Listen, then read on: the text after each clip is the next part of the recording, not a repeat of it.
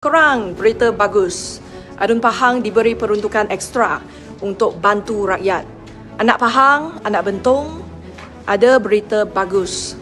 Menteri Besar Pahang umumkan setiap adun akan ada peruntukan ekstra RM15,000 setiap minggu.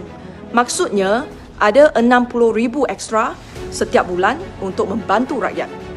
Duit ini bagi adun supaya beli barang asas seperti beras, minyak, tepung, telur, sayur untuk membantu rakyat Pahang yang memerlukan. Bayangkan kalau satu set sekitar RM50, RM15,000 boleh bantu lebih kurang 300 keluarga seminggu. Sebulan dah lebih 1,000 keluarga.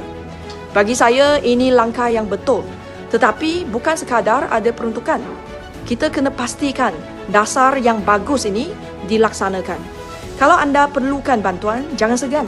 Pergi jumpa adun kawasan atau pusat khidmat mereka.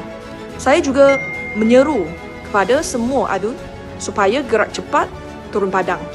RM60,000 tu bukan sekadar angka, itu amanah. Jangan terburu-buru untuk melabel saya tim rakyat.